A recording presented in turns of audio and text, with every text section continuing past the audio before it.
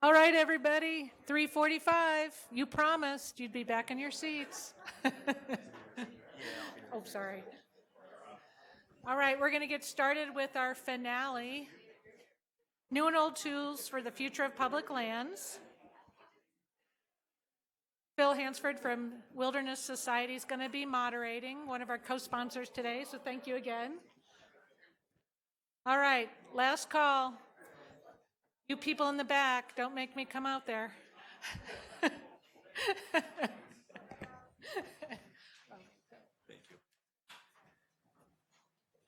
Hey, good afternoon. Last panel of the day, and glad to see folks sticking around, especially the students on a Friday afternoon. I know you got things to do for the weekend. And thanks to Sean, Alice, everybody, really, some of my heroes that are here, and my mentors and professors in the past. Again, I'm Phil Hansford. I work at the Wilderness Society in Denver, and went to see you back in the day, back when we didn't have this state-of-the-art building. We had a dilapidated building across the parking lot there, and it took vision and practicality to bring us this building here today. So thanks to those like Charles and others that did that, including of course Dean Getches. We're going to wrap up today talking about both old tools, laws, regulations, policies, and so on, and new tools, and if we need to repurpose old tools or even build new tools to address the future of public lands. I think this is one very important panel. It's something that I know a lot of people in and outside of the room have been thinking about. Certainly our panelists have as well. And we're going to try to keep the presentations to a reasonable length so that we can actually have a discussion with you guys and the panel itself. But we have four panelists and want to give them due time. So this is what we'll do. We have actually in order. We're going to go and I'm going to have them introduce themselves and then get into the presentation so we can save time. You can also see their bios in the brochure, of course. But Sharon Vicino going first, addressing intergenerational equity. Heidi McIntosh discussing climate change and the climate change crisis and biodiversity crisis and some other issues, multiple use and so on. Alex Klass to discuss, embracing an energy transition from fossils, a topic that we've discussed a lot today. But I think, certainly uses a lot of discussion or needs a lot of discussion, and then wrap it up with David Edelman, who's going to go into NEPA a bit and the influence of NEPA on public lands, and possibly we'll get into what's currently going on with proposed regulations with the CEQ. So thank you for sticking it out again, and we'll kick it off with Sharon.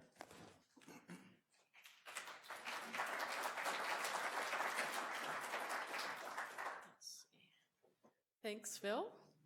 So I have a PowerPoint. Very good, thank you. So I'm Sharon Buccino. I work as a senior attorney, and I direct the lands work at the Natural Resources Defense Council out of our Washington, D.C. office. It's always a joy when I can escape Washington and get out here. I did not go here as a law student, but when I was a law student, which I will admit was 30 years ago now, this year, I was inspired by the words and the work of John Echohawk, David Getches, Charles Wilkinson. I read Wallace Stegner's Wilderness Letter about the importance of having wilderness, even if all we ever do is go to the edge and peer in. I actually also was lucky enough to have lunch with him as a 1L law student, because he came over to the law school. He was still teaching some writing at Stanford at the time, and he just had a brown bag lunch that the Environmental Law Society had set up. I also was able to hear Joe Sachs talk about public trust from across the bay at Berkeley, and it was the places, the dramatic places and landscapes that I found in California. I actually grew up in Central Florida, so I didn't really have any real mountains. Actually, I grew up very close to what were called the highlands of Florida and Lake Wales. They were about 150 or 200 feet high. So it really was the dramatic landscapes and the places of the West that drew me to environmental law. But it's been people who have kept me in it, and it's people like some of you in the room, Mike Freeman, Nada Culver, Heidi, who we've worked together on a number of things over the years. It's people like Jose, Oriana, Teresa, who work with, and the people they work with on the ground every day. And, people like those in Farmington, Pinedale, Grand Junction, they may, and they depend on the money that comes with oil and gas jobs, but they also have to deal with the health problems, the noise, the traffic that comes to those communities. And so for me, the laws that govern our public lands are about so much more than just those lands, and the lands define the West, but also the communities in them. So I said for our panel that I just spend a couple of minutes talking about what's different about the West today. We've touched on pieces about it throughout the day, but I just want to show a few slides because I find that the visual, the graphics kind of deliver this message about what's different about the West today than when our public land management laws were written, because we need to know that to figure out how we might need to change those laws. So, first, the West is urban. So this is just a map showing kind of where growth is in the United States. And of the 10 fastest growing states since the last census in 2010, so 6 are in the West. Utah, Colorado, Nevada, Washington, Arizona, and Idaho, all some of the fastest growing places in the West. And the other thing is that the West is urban. It's becoming more and more urban. And so 90% of those who live in the western 11 states live in what's labeled as a metropolitan area. And that's, in fact, a greater percentage than those who live in urban areas in other parts of the country. So 75% is the national average, but 92% in the West, the western 11 states, live in urban areas.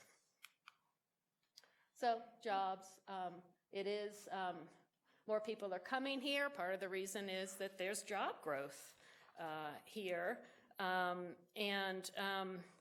It also, but another key factor is where the income is coming from. And it's not labor income, it's non-labor. So retirement, investments, of course, services is also a major source of income. And this is true for the rural West as well.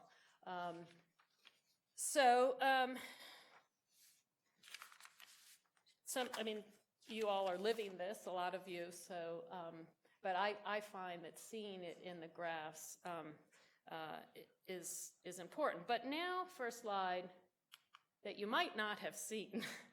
And this to me is pretty shocking. So this is looking at where new oil and gas investment is scheduled for in the next decade. And most 75% is in North America, and it's right along here. And a lot of that reason is actually to export it. another shocking graph, which we've got to take into account. I was speaking earlier with a couple people, so it wasn't that long ago. I mean, I still vividly remember when the consideration of lifting, so the oil export ban went through, was discussed. I don't think it was discussed enough in Washington, and unfortunately, I'll admit, the environmental community did not really engage in it in the way that now, looking back on it, we needed to, and we may very well look at that as one of our biggest mistakes and failures, because that is what's driving the last photo. And as our president likes to say, I mean, we are becoming the world's greatest oil and gas producer, and we're exporting it. So, okay, so moving on. What do we do about it?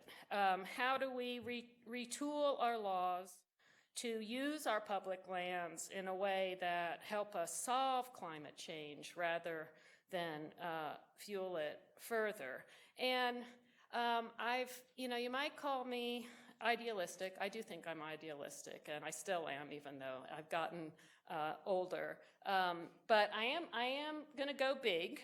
I feel like that we're really, in the past, in the time I've spent in Washington for the last 3 administrations, a lot of it now, it feels like we've been tinkering around the edges.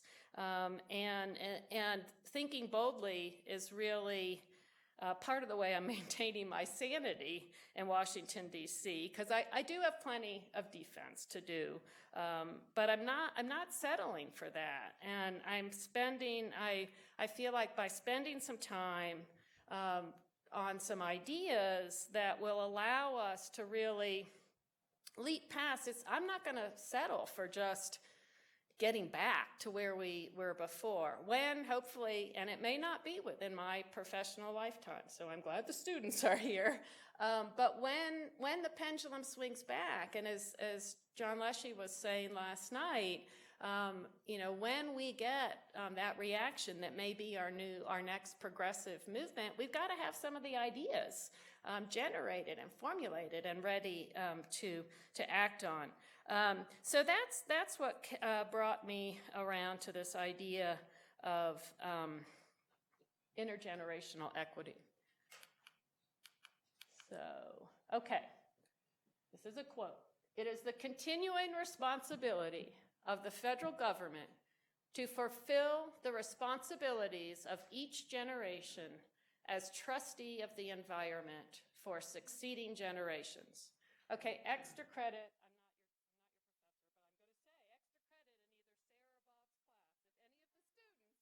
Can say where this quote comes from. You're whispering the answer back there, Nada? Okay, well, you can say it. It is the National Environmental Policy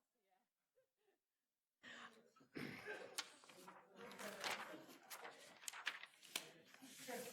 You might have thought that it came from, so the Giuliano case, where you have the plaintiffs, it's a case against the United States for the failure to address climate change, and we just had the Ninth Circuit decision in that case, which I'll get to in just a minute. I mean, that's the kind of language that they're using there, but it actually is in the National Environmental Policy Act that we passed, 50 years ago, just last month. And I have been thinking about NEPA a lot. I am working on responding to the proposed regulatory changes by Trump's Council on Environmental Quality. It's one of the tools that I have, and we do regularly rely on in the work to protect public lands, and David's going to go into some specifics here. But for now, I'd like to zero in on the words responsibilities and trust. And our role as trustee for future generations really has taken on urgent significance. What's at stake for tomorrow from the decisions we make today is greater than it was 25, 50 years ago. it's not just about how many trees or how much wilderness will be left. It's not just about how we will live, but it's really about who's going to live in some circumstances. So climate change threatens to wipe out entire communities. Today, we have the responsibility to avoid what we can and plan for what we cannot. So since I first learned about the public trust doctrine in first-year property, I've been drawn to its potential to produce good, and it has, from Chicago's harbor to California's Mono Lake. But it's limited. It's limited in that it's mostly been developed in the context of the states as opposed to the federal space. And it really hasn't, it has not delivered completely the results that we need today. So I found myself looking past that doctrine and the cases that have interpreted the public trust doctrine to some of the principles behind it. The idea that certain gifts of nature, air, water, healthy ecosystems, a stable climate, belong to everyone and cannot be appropriated for exclusively private use.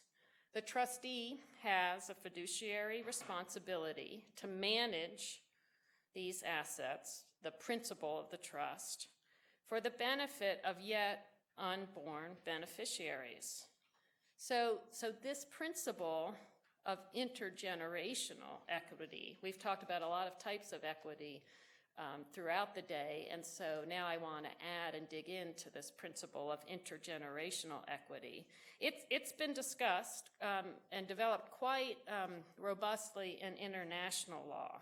So the question I ask is, could it be useful in shaping public land management decisions and shaping the decisions so that we can sustain our public lands and the vibrant communities that depend on them?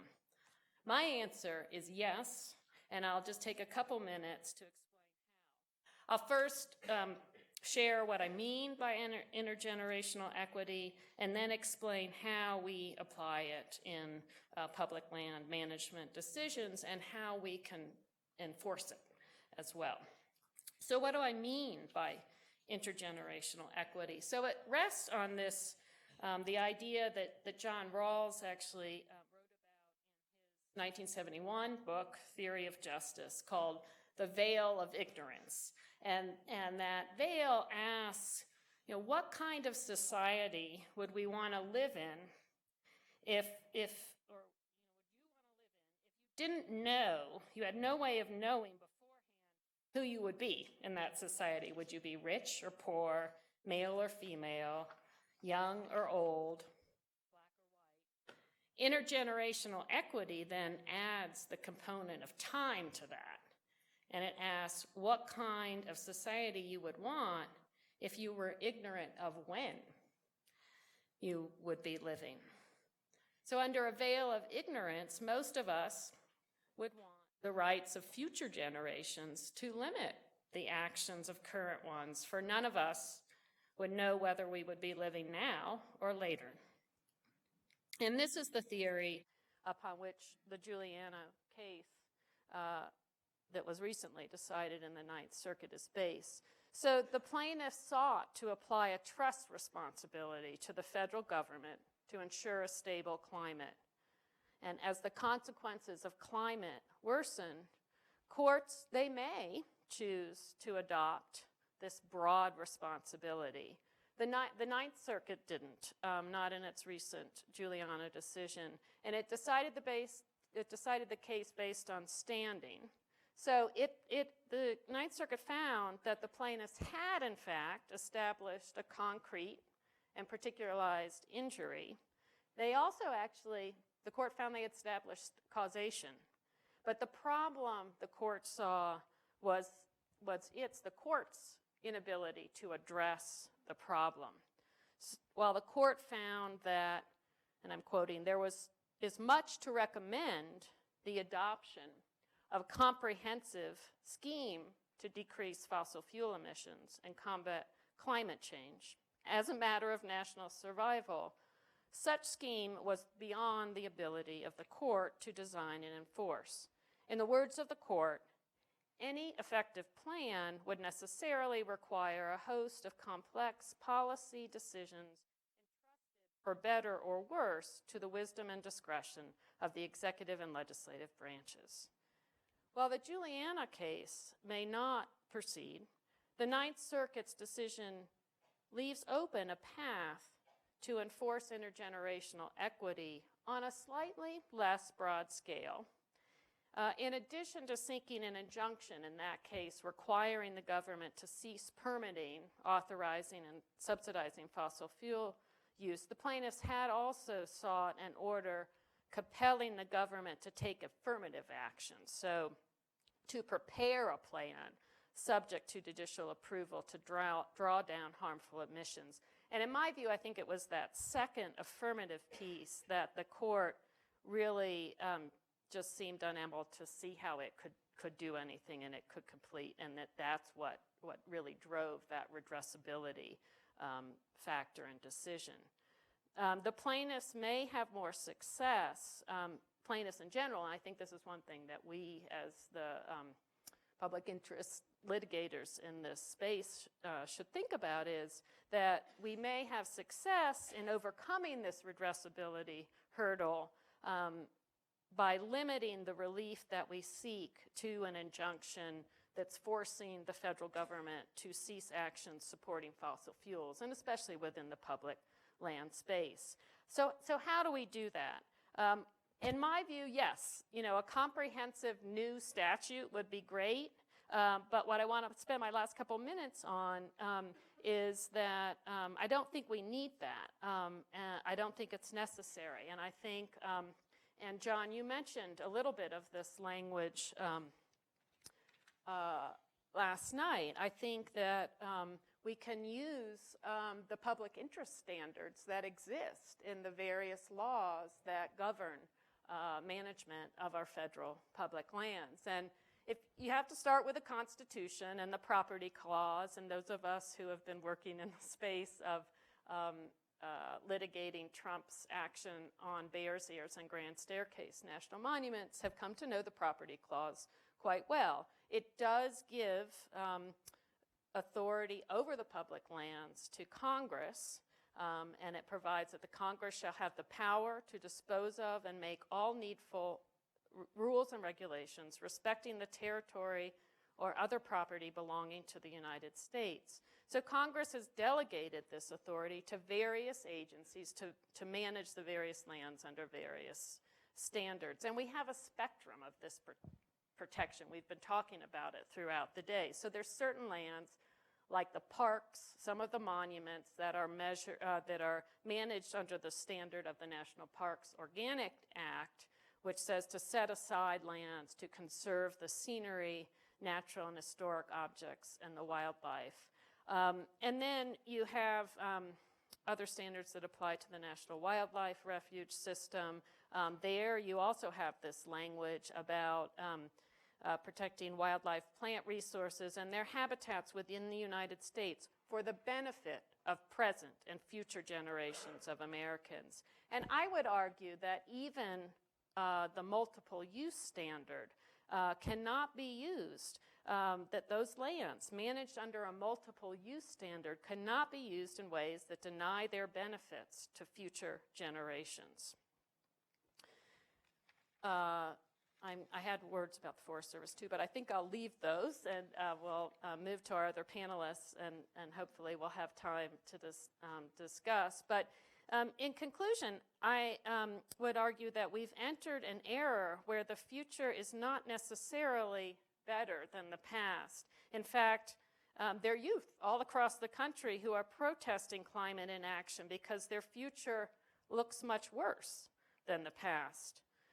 How we use the public lands today is a key factor in our children's future. We must manage America's public lands in a way that helps solve climate change rather than fuel it. A new comprehensive federal framework can help integrate and inform public land management as land conditions rapidly change, but we cannot and need not wait for Congress to enact new legislation. Existing laws contain the principles of intergenerational equity.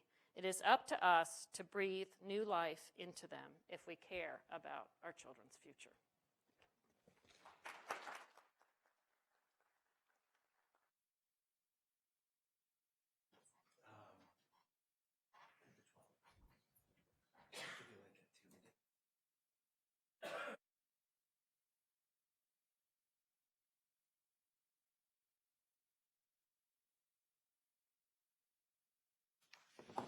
Well, it's good to see all of you public lands diehards out here. It's the end of the day on Friday, so glad you hung in with us here. My name is Heidi McIntosh. I'm the managing attorney of Earth Justice's Denver office. I just saw Natasha, former summer intern there, so good to see you and good to see others in the office, in the audience. So I am going to be talking about how we might envision a new future for public lands, but as Sharon said, not by creating new laws or waiting for Congress, God forbid, to create new legislation, but by breathing new life into old laws, including the Multiple Use Sustained Yield Act. And I know many of you are probably thinking, breathes discretion at every pore if you've read that case about the Multiple Use Sustained Yield Act, but hang in there because I think there really is something to that. I'll talk about that as I kind of set it up with a few introductory slides here. Okay, so as I said, I think that the BLM, and I'm going to focus on the BLM for the sake of simplicity here, does have the authority right now to do the things that it needs to do to address the multitude of challenges facing public lands. And I'm just going to focus on a few things that have been bothering me and others of late, and that is climate change, the extinction crisis, and also the need to bring new and underrepresented voices into public lands management, and in particular to Native American communities whose history on this land, after all, extends in many cases to something like 10,000 years in the past. I want to talk about it in the context, of course, of climate. You can't really talk about public lands or any environmental issue these days without thinking about climate. We are at an important point. It's really a do or die moment for climate, and it's essential that the next administration act swiftly to address all of these effects that are really manifesting themselves in dramatic ways on the public lands. The biodiversity and extinction crisis, of course, goes hand in glove with what's going on with the climate. I have four depressing bullet points here, just to highlight the extent of the biodiversity crisis. This last one in particular hit me hard as a birder. The number of birds in the United States and Canada has declined by 3 billion, or 29% over the last half century, which represents roughly my lifetime of birding. And I can say that I do see differences in bird populations, where birds are, the number of birds that I observe, particularly when I go to my hometown in southern Arizona, where I started birding as a young girl. So this is hitting the West in particular. You can see all these hot red spots represented in this graphic that was published in the Washington Post last year. Many of these areas, of course, are in the West. And if you look at that giant big red blob on the Utah-Colorado border, you can't help but realize that some of that is where the Colorado River is, and where the water, it flows from the Continental Divide off the Rocky Mountains and feeds much of the West and the Southwest and on into California. So enormous ramifications here.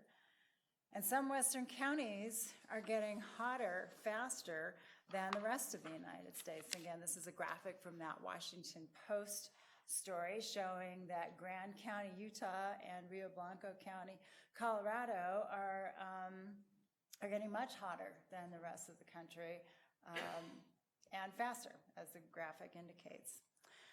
So in preparation for this talk and to think about how things have changed since the Federal Land Management Policy Act was, Federal Land Policy and Management Act was enacted in 1976, I wanted to take a look at some polling data. This is a poll that comes out every year from Colorado College. Fascinating data and poll results on a number of issues. I encourage you all to take a look. I've just pulled out a few graphics here. So when respondents throughout the West were asked what is the most important environmental problem in 2020, right up there is climate change and global warming, just 1 point behind the related issue of pollution generally. This represents a jump of about 27 points since the question was asked in 2011, and you can imagine if you extended that line down to 1976, what that would look like, a big change. And Westerners want to do something about it. They want their leaders to do something about it. So 3/4 of respondents want their member of Congress and their governor to have a plan to reduce carbon pollution that contributes to climate change. And then getting down into more public lands and wildlife-related issues, Westerners love their public lands and they love their wildlife, whether they are hunting them or observing them, studying them. 77% of the respondents consider the loss of habitat for fish and wildlife to be a serious problem. And with respect to sage grouse in particular, here's an interesting finding. Some of you may know that the Obama administration entered into agreements and implemented plans to protect the sage grouse, which was teetering on the brink of extinction as a result of grazing and oil and gas development in its habitat. The Trump administration has rolled back those plans. 64% of respondents thought that that was a bad change. And with respect to wildlife measures in particular, 3/4 support doing things like protecting wildlife corridors for animals that migrate and wanted to protect these areas from oil and gas drilling, and that was true really across the board. So I wanted to throw this slide in there because I thought it would be a fun reference back to 1976. I mean, look at that. This is the year that FLTMA was enacted. I mean, we've got a New York Times headline saying, "Justices 6-3 decline to end state penalties on homosexuality." Look how things have changed. Think about where we are today. Look at the cars we were driving back then, and look at this electoral map. Wow, things have really changed. It's just not the same world in popular culture, in life, and it's certainly not the same world when it comes to the environment. And my argument is that FLTMA really is a forward-thinking statute. It embraced change and adaptation, recognized that there would be future needs that maybe Congress wasn't anticipating at the time. And you've seen this slide already during Rebecca Watson's presentation. When I saw it, I thought, this is going to be my presentation. But again, just to reinforce the notion that FLTMA and its definition of multiple use, which does breathe a lot of discretion into the pores of the statute, emphasize that public lands and their resources should be utilized in the combination that will best meet the present and future needs of the American people. It recognized that periodic adjustments would be necessary to conform to changing needs and conditions. And the third bullet, recognizing that the BLM should take into account the long-term needs of future generations for renewable and non-renewable resources, including but not limited to a full range of so-called multiple uses, but including wildlife and fish, natural, scenic, scientific, and historical values. and recognizing too that some lands should be managed for not necessarily the greatest economic return or the greatest unit output, and without permanent productivity of the land. Section 102 of FLTMA is to a similar effect, but also recognizes the importance of protecting the quality of scientific, scenic, historical, ecological, environmental, air and atmospheric, water resources, archaeological values, and that some of these values will be preserved and not exploited. FLTMA also contains a provision making the designation of areas of critical environmental concern a priority, so another tool that BLM could be using to protect certain areas. I also want to mention another provision of FLTMA 1732, which requires the Secretary to manage the public lands to ensure that they don't suffer unnecessary and undue degradation. All of these things are supposed to manifest themselves in BLM's land use planning. And BLM has done that, but hasn't really fulfilled the promise of FLTMA's other provisions and the emphasis on conservation and foresight and thinking about what the future needs might be. So how could the next DOI secretary put these tools to good use? So my thought is that the next DOI secretary needs to really embrace the charge that Congress gave to it, to fulfill the promise, to think about future generations, think about the need, the pressing need, the actual demand to address climate change, not just in terms of how much we're going to drill, where we're going to drill, if we're going to drill at all, but given what's already happened, how to mitigate the harm, how to avoid future harm, how to ensure that to the maximum extent possible, the species who are on the land, depending on these habitats for survival, do survive, that the people who have such a stake in these lands are able to actively engage and influence the outcome of BLM decision-making so that future generations are represented and accounted for. There are a few ideas here that just kind of represent my musings about what the next DOI secretary should be doing. So they include new inventories designed to capture public needs and demands that would meet the climate and biodiversity crises, and then develop new protective initiatives that incorporate the inventory information as the basis for land and water protection, including ACECs, wildlife corridors, preserves, and then really show genuine commitment to the inclusion of Native Americans, their traditions and perspectives. And wanted to mention bear's ears in particular. Professor Sosi mentioned bear's ears earlier as a really good example of where President Obama, in his proclamation, required the BLM to develop a commission with members of each of the tribes who successfully lobbied for the creation of bear's ears. And he went further, too, and called for the protection of sacred spaces, and also required the secretary to provide a documented response when recommendations by the Native American members of the commission weren't adopted. So it couldn't be like what the BLM often does, and I know I'm really kind of ragging on the BLM up here.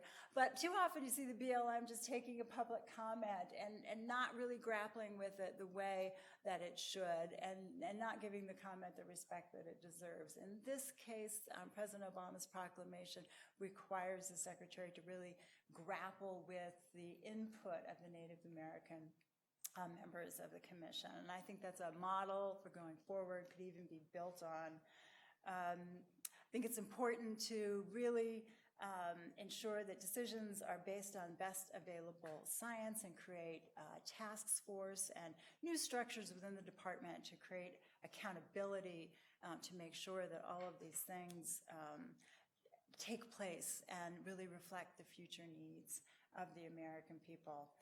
And if the Secretary and the BLM really implement these kinds of new ways of moving forward, new ways of addressing these challenges, I think that they may be challenged, but I think that the courts will uphold them. So, for example, in the District of Nevada last year, Judge Dew upheld those sage grouse plans in the face of an attack by industry which argued that the management of millions of acres of public land to protect the sage grouse violated the Multiple Use Sustained Yield Act. And Judge Dew said that as long as the BLM had taken into account the factors that it's supposed to take into when it's planning, she wasn't going to disturb the result. And the sage grouse plans stand despite the challenge. The industry has appealed it to the Ninth Circuit, so we'll watch that closely. But I think it was the right decision, and I'm cautiously optimistic. Now, the question is, can the Interior Department be compelled to act? And I see that I'm out of time, but cliffhanger. I'm sure Phil will ask that question. And I also want to note that Sharon and I have both been working on the monument rollbacks, including the Bears Ears monument rollback, and there may be some questions about that, and we'll be happy to answer that as well. Thank you.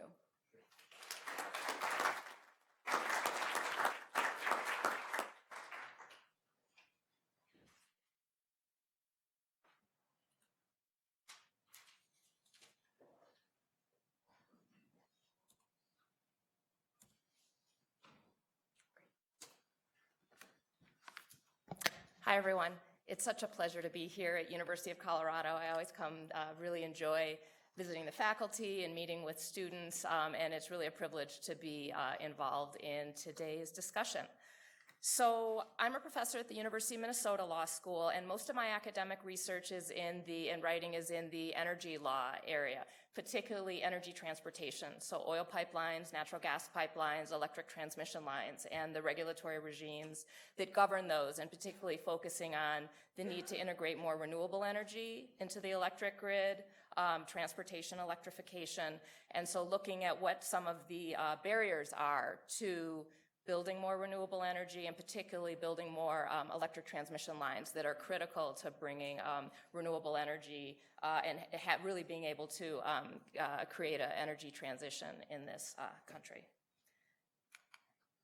So we've talked a lot about the impacts of climate change on public lands and resources, and I want to switch the focus a little to talking about how public lands impact climate change through the greenhouse gas emissions through fossil fuel development on public lands. So fossil fuels from our federal public lands and waters produce 20% of U.S. greenhouse gas emissions. So this is through extraction and transport and combustion of those fossil fuel resources. So the public lands alone are the 5th largest global emitter of fossil fuels. That's a lot. So what are some potential solutions? You know, the title of this panel is New and Old Tools for the Future of Public Lands, and we have some old tools and we have some new tools. Certainly banning the use of public lands or waters for some or all fossil fuel production is an option. Creating a declining carbon budget for public lands and waters. We have lawsuits using old tools, using statutes, challenging new fossil fuel leases, some of the current rollbacks of President Obama's rules to reduce emissions from public lands. There have been a lot of lawsuits brought by members of our panel and others. So this is an effective way as well. And then also one that we really haven't talked about as much today is using our public lands and waters to aggressively develop renewable energy projects. And I'll highlight a few of these as we move forward. So first, banning the use of public lands and waters for fossil fuel production. So there's, of course, some legislative options, right? So we could potentially revise existing federal land statutes, revisions to FLPMA, revisions to the Outer Continental Shelf Lands Act to either limit or ban fossil fuel production. I'm not holding my breath waiting for that to happen, but that certainly is something that could happen in the future and is a pathway forward to using less of our public lands for fossil fuel production. There's other targeted legislation that wouldn't necessarily be a wholesale opening and revisions to our basic public land statutes, but you could have more targeted legislation, banning coal extraction, banning certain types of oil and gas extraction on public lands, requiring carbon capture and sequestration, other forms of sequestration using the public lands. For that, there could be an overlay of FLTMA, the Outer Continental Shelf Lands Act, those sorts of things. Executive orders is something that President Obama has used and other presidents as well. So President Obama issued a moratorium on new coal leases, withdrew portions of the Outer Continental Shelf from oil and gas leasing. So these are executive branch actions that have taken place and certainly could take place in the future. And those of you who've been following the primaries know that really all of the Democratic presidential candidates have a plan to ban at least some amount of fracking on public lands, ban fossil fuel development on public lands, or at least provide additional environmental protections or sequestration for continuing fossil fuel development on public lands.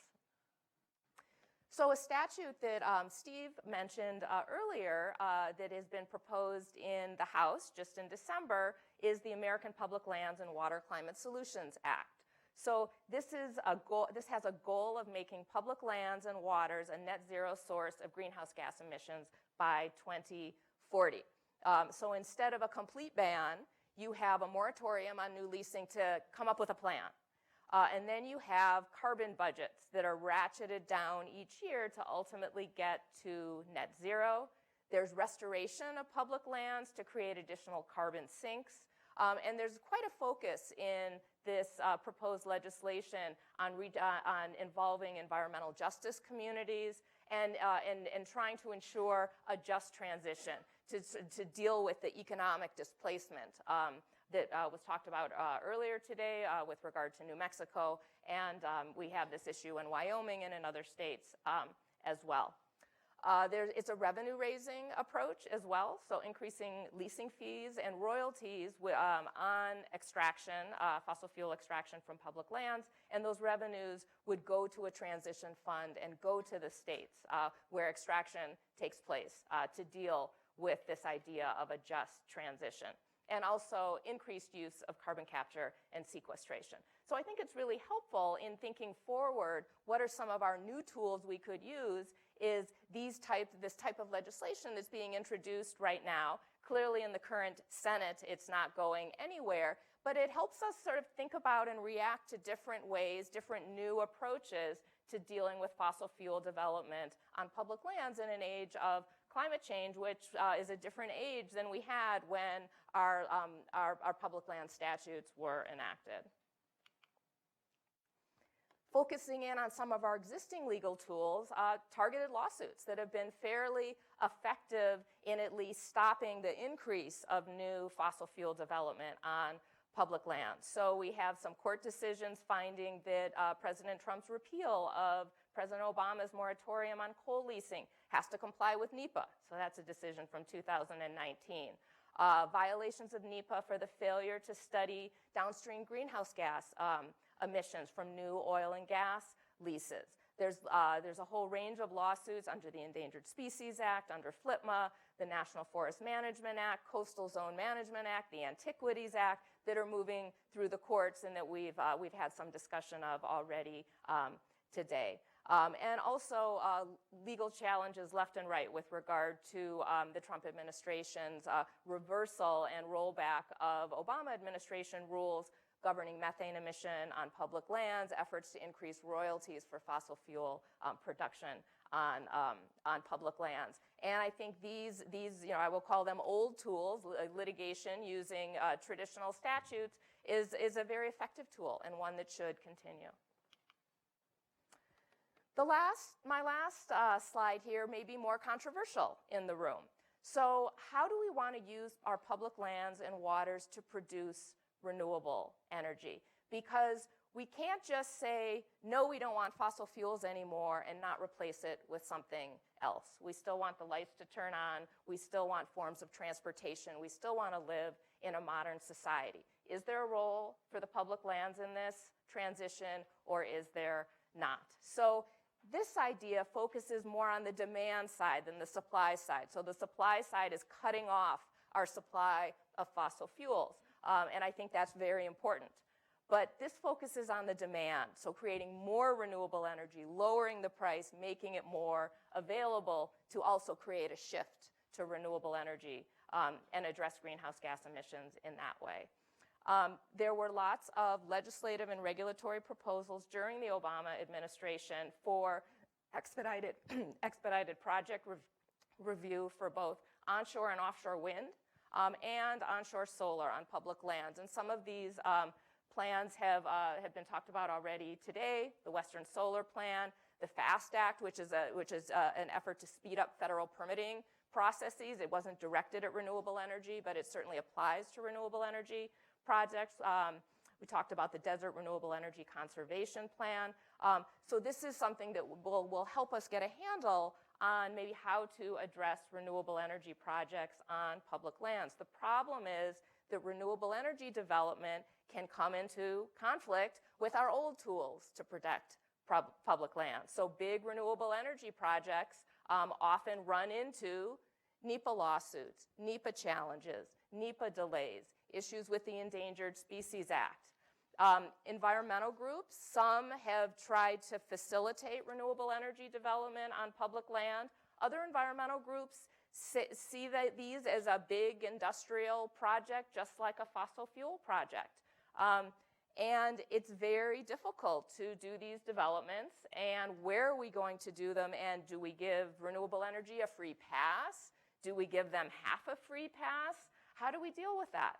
In general, the renewable energy industry is a bit more risk averse than the fossil fuel industry, which is used to litigation and will fight to the end.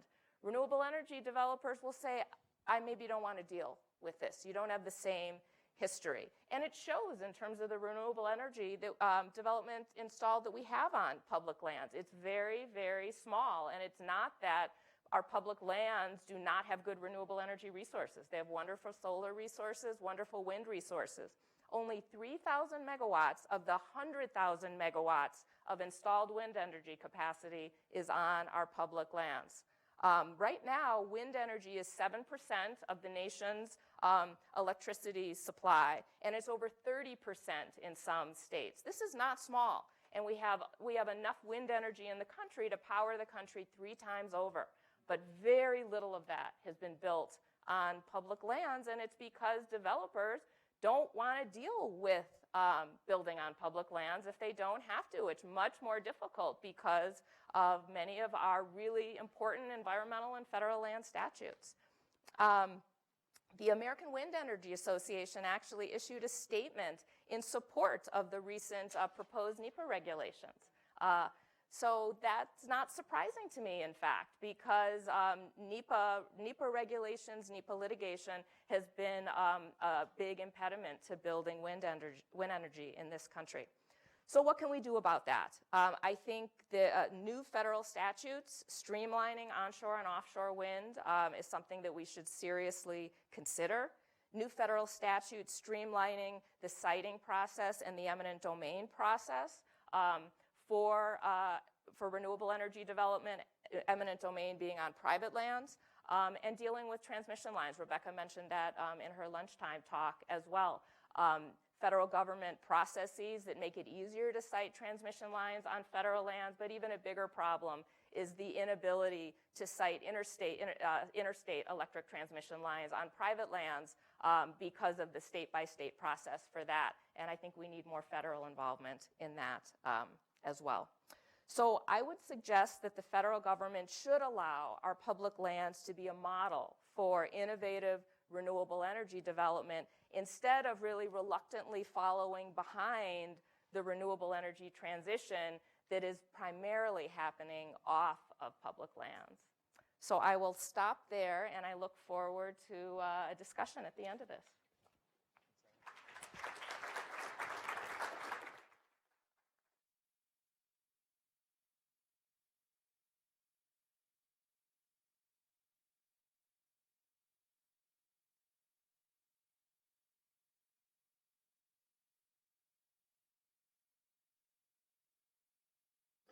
Great. Thank you very much, and thank you for sticking with us for the whole day.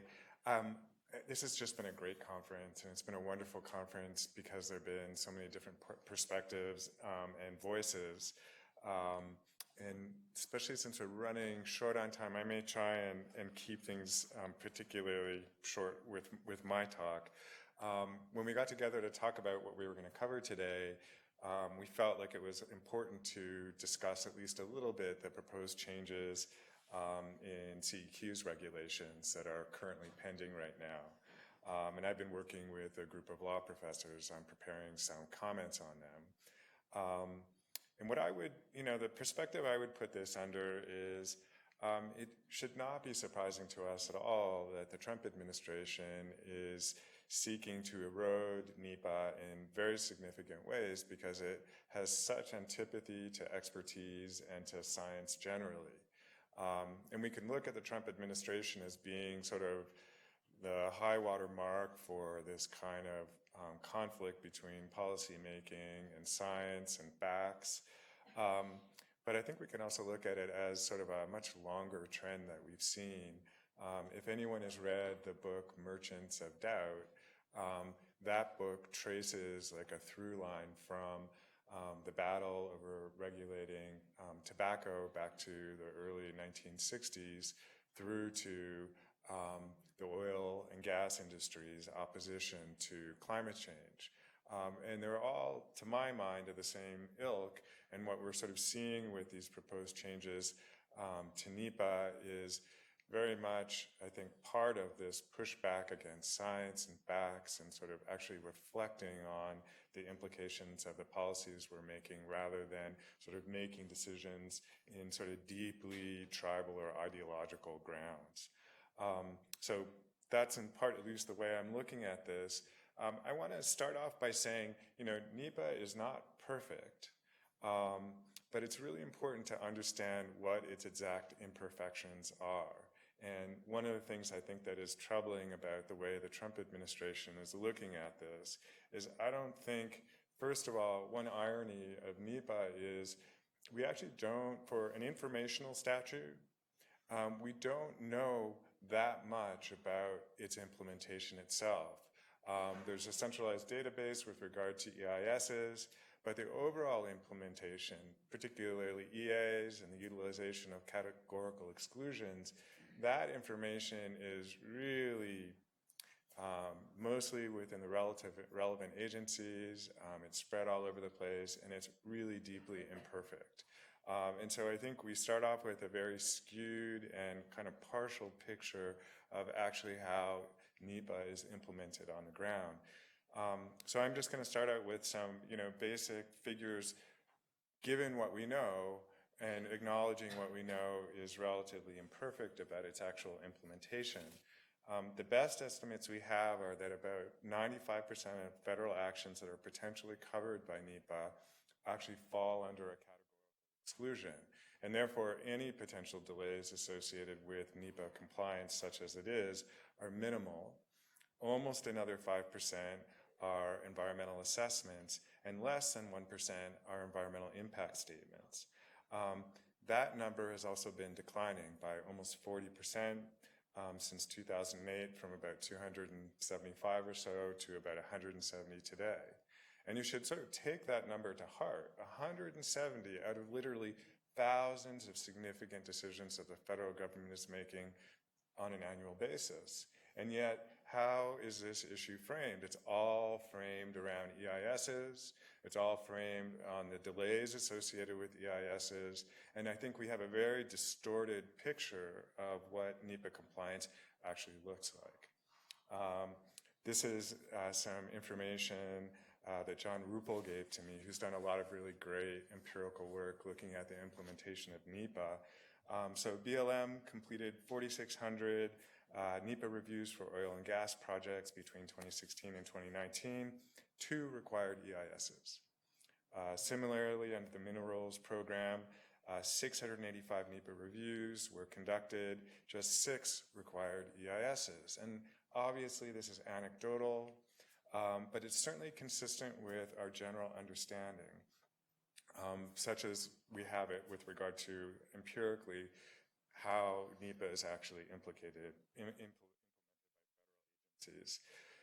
NEPA litigation also gets a lot of attention, but the actual volume is relatively low as a percentage of overall NEPA compliance, less or about 0.25%, only about 15 to 20% of EISs are challenged. So if we look at this as a volume, just like the litigation risk, it's actually relatively low. There are a number of studies that have attempted to look at delays associated with NEPA. They often find that NEPA is not the rate-limiting step. It's other factors like project-related funding, complexity, other permitting, state and federal, that are slowing things down. And often NEPA is blamed because it's sort of the umbrella under which a lot of the environmental reviews and environmental compliance occur.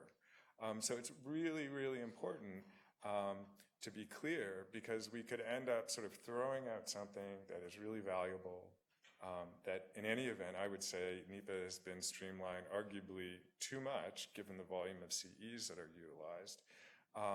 And we won't actually speed things up because there are other factors that are actually delaying things. How am I doing? I'm going to just give you one example of the changes that are being proposed. And probably, the one that certainly we're, as a group of law professors, that we're focusing on. The proposed changes would eliminate references to indirect and cumulative impacts under the statute. This flies in the face of CEQ interpretation for literally decades worth of practice and years of judicial precedent. It's also not clear that it's really going to achieve anything, because the statute you have to still comply with. The existing definition, they sort of claim that this is going to clarify things, but the existing definition already contains a requirement for foreseeability. There's additional language here that attempts to sort of narrow the scope of the analysis and is clearly and unmistakably directed at sort of narrowing the scope with regard to climate change implications of federal actions. But to my mind, what's going to happen is agencies still have to abide by the statute itself. And I don't think a regulation that still is talking about foreseeability and is just omitting these terms, it seems to me what it's doing is it's throwing out decades of experience and decades of case law where these terms have been refined. These sorts of questions or issues don't go away because the statutory language under which they were promulgated still exists in the statute. And I think there are multiple aspects or multiple examples of that in these proposed regulations. They seem either misconceived or likely to backfire or deeply, deeply questionable. But they all come from this presumption, and I think a skew within federal agencies. So I'll just say I think the proposed changes really fly in the face of the spirit and the actual practice of environmental reviews. They basically gerrymander exemptions, they're arbitrary time limits and length limits, and they're really indefensible, both legally and substantively, omissions that they permit that I think are just deeply problematic and misconceived, and very much follow from this ideology over facts and science. And this is just one in a series of efforts to minimize and set aside scientific and factually based decision-making within the federal government. And that is a broader theme within this administration. Like I said, I think it's part of a longer-term trend. And I think that is something that we should really be placing close attention to, because it's really essential to the way the federal government operates, and it's really essential, to my mind, to the legitimacy of federal agency decision-making. So I will stop there.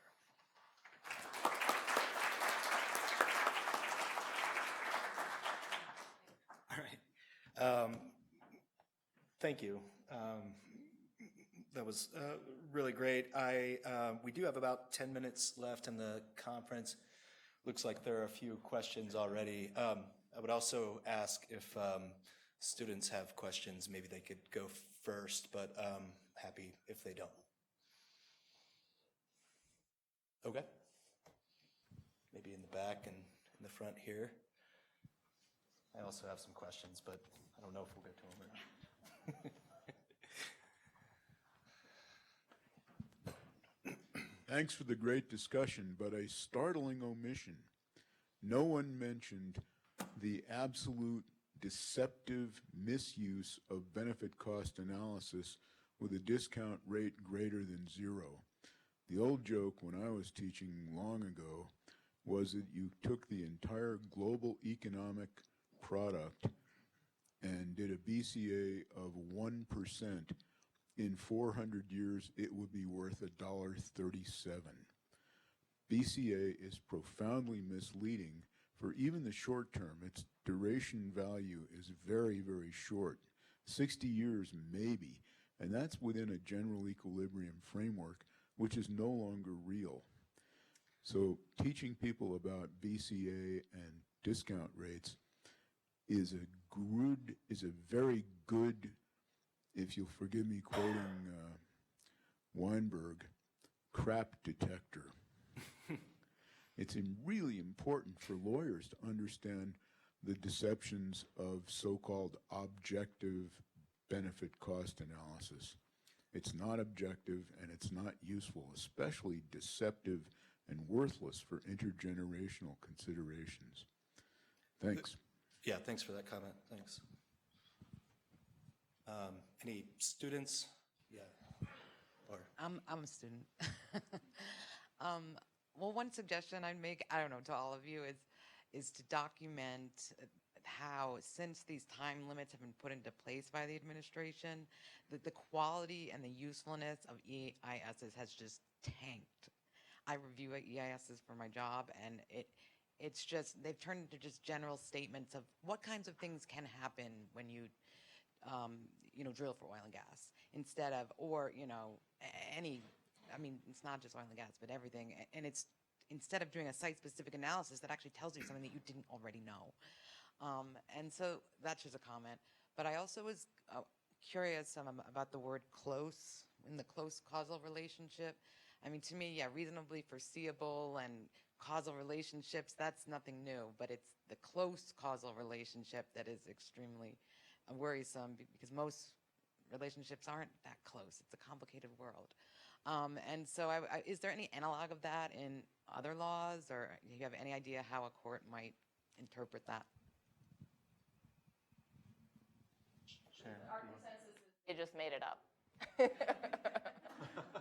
I think your intuition go beyond foreseeability. I think that's plainly their intent.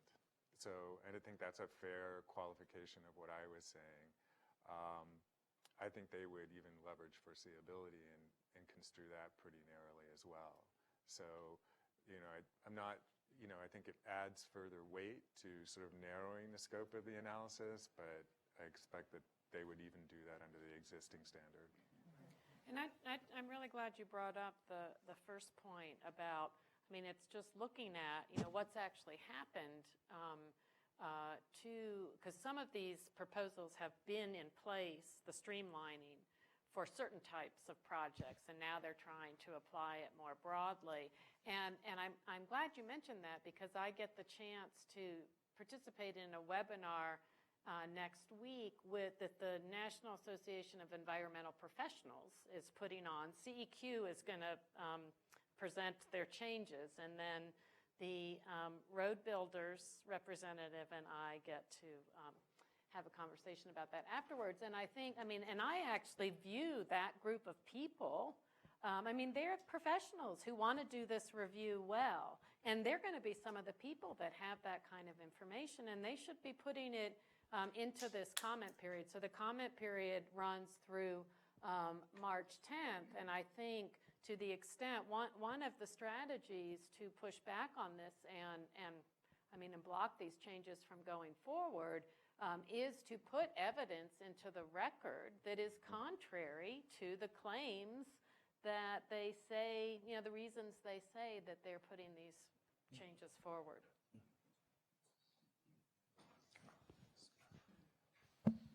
Thank you for those presentations. Kim Gottschalk from the Native American Rights Fund. I do a lot of work with the International Indigenous Peoples Caucus at the UNFCCC.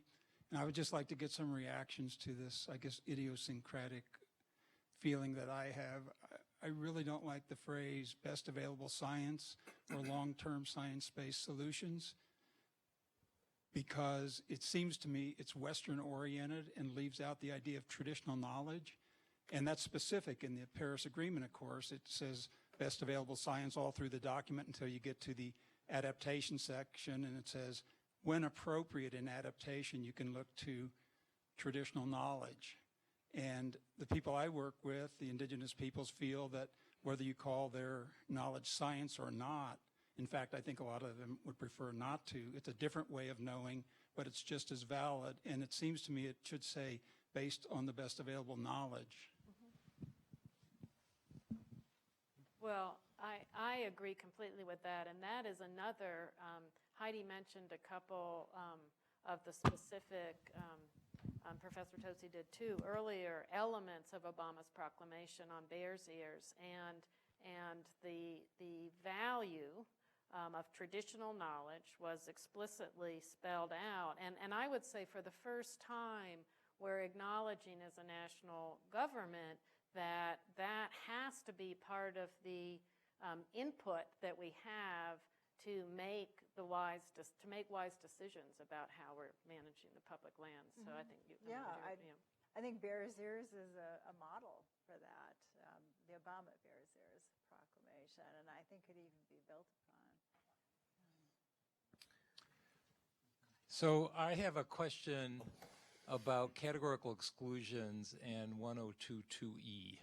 So I have long thought that a lot of the categorical exclusions that the agencies involve unresolved choices about alternative uses of available resources, which under NEPA, under 1022E, requires essentially an alternatives analysis. And I'm just wondering, I haven't seen any litigation over that or any comments about that, but I'm just curious if any of you know whether anyone's tried to beat back categorical exclusions using 1022E.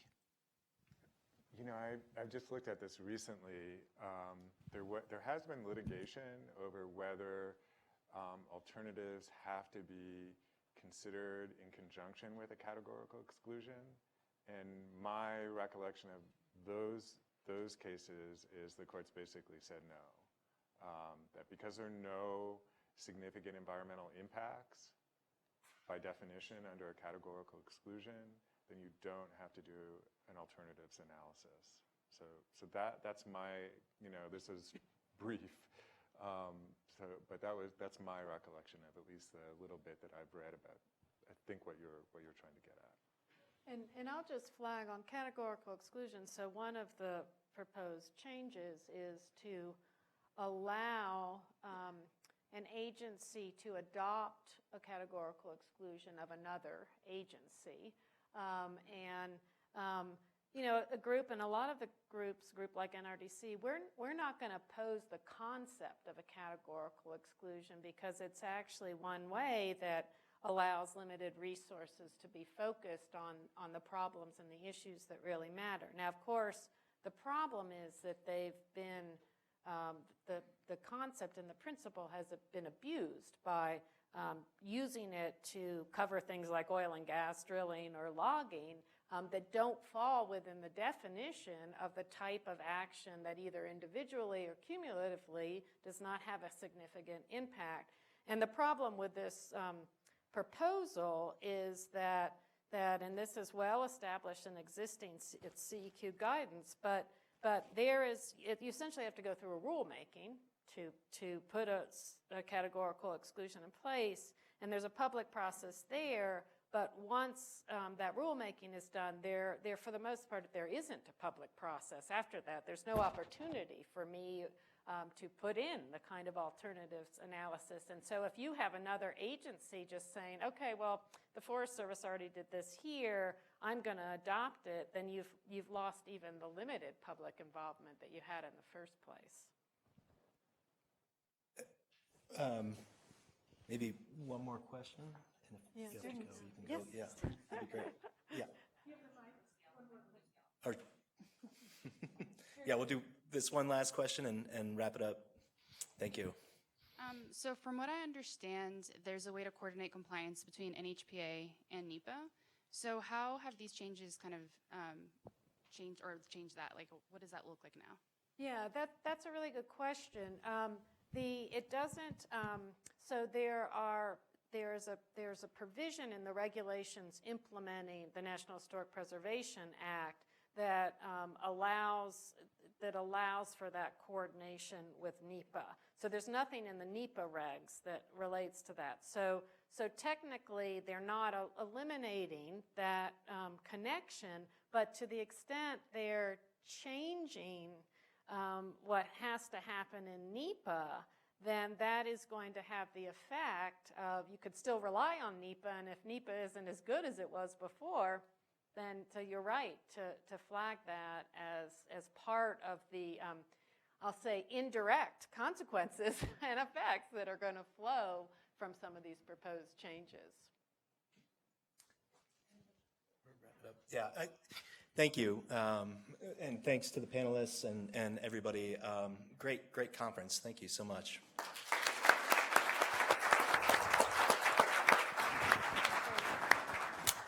Well, it's 5 after 5. Thank you guys for staying. What an amazing last panel as well. And just a quick thanks to folks like John Lessie and Rebecca Watson for such an amazing discussion today.